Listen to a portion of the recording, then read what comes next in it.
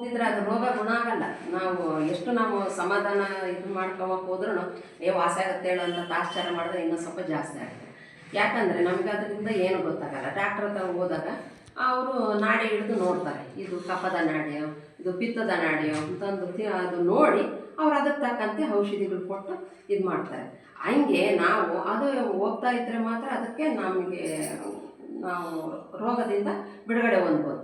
ಅದೇ ತರಹ ನಾವು ಸಾಧು ಸಂಘ ಆಗಾಗ ಮಾಡುತ್ತಿದ್ದರೆ, ಭಗವತ್ ಚಿಂತನೆ ಮಾಡ್ತಿದ್ದರೆ ನಮಗೆ ಶಾಂತಿ ದೊರಕುತ್ತದೆ.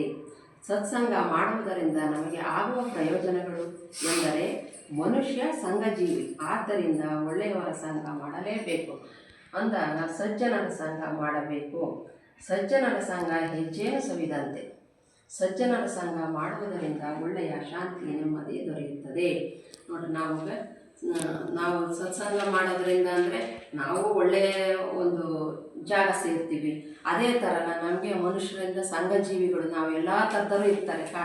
ಒಂಥರ ಒಳ್ಳೆಯರು ಇರ್ತಾರೆ, ಕೆಟ್ಟರೂ ಇರ್ತಾರೆ. ಅದರಲ್ಲಿ ನಾವು ಹುಡುಕಬೇಕು. ಸಜ್ಜನರ ಸಂಘ ಮಾಡ್ತಾ ಇರಬೇಕು. ಅದರಿಂದ ಹೆಜ್ಜೇನ ಸವಿದಂತೆ. ಈ ಹುಟ್ಟಿದ ಮಕ್ಕಳು ಸಮೇತ ಜೇನು ತುಪ್ಪ ನೆಕ್ಸಿದ್ರೆ ಚಟ ಚಪ್ಪರಿಸ್ತಿರ್ತಾರೆ. ಹಾಗೆ ಇದರಲ್ಲಿ ನಮಗೆ ತೃಪ್ತಿ ಸಿಗುತ್ತೆ ಅನ್ನೋದು ಇದಾಗುತ್ತದೆ. ಅದರಿಂದ ಶಾಂತಿನೂ ದೊರೆಯುತ್ತದೆ. ದುರ್ಜನರ ಸಂಘ ಬಚ್ಚಲ ನೀರಿನಂತೆ, ಅಂದರೆ ಅಶಾಂತಿ ದುಃಖ ಕಷ್ಟಗಳ ಸುಳಿಯಲ್ಲಿ ಸಿಕ್ಕಿಕೊಳ್ಳುತ್ತೇವೆ.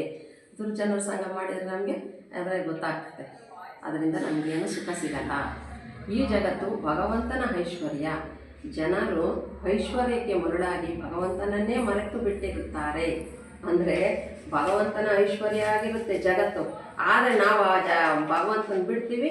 ನಾವು ಬರೇ ಐಶ್ವರ್ಯಕ್ಕೆ ಮರುಳಾಗಿ ಕಾಮ ಕಾಂಚನ ಸುಖಕ್ಕಾಗಿ ಎಲ್ಲರೂ ಆತೊರೆಯುತ್ತಾರೆ. ಆದರೆ ಅದರಿಂದ ಸಿಗುವುದು ದುಃಖ ಅಶಾಂತಿ ನೋವುಗಳೇ ಹೆಚ್ಚು.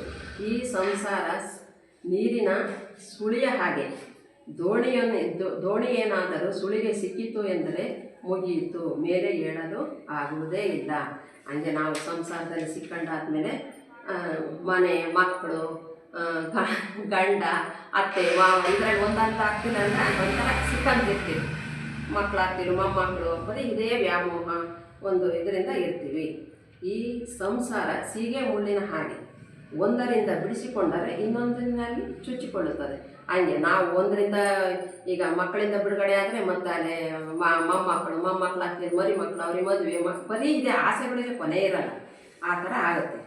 ಶ್ರೀರಾಮಕೃಷ್ಣರನ್ನು ಒಬ್ಬ ಭಕ್ತ ಕೇಳುತ್ತಾನೆ, ಇದರಿಂದ ಇನ್ನು ಏನು ಪ್ರಯೋಜನಗಳು ಅಂತ ಹೇಳಿದ್ಕೆ ಅದಕ್ಕೆ ಶ್ರೀರಾಮಕೃಷ್ಣರು ಹೇಳ್ತಾರೆ, ಸಾಧು ಸಂಘದಿಂದ ಭಗವಂತನಲ್ಲಿ ಅನುರಾಗ ಹುಟ್ಟುತ್ತದೆ.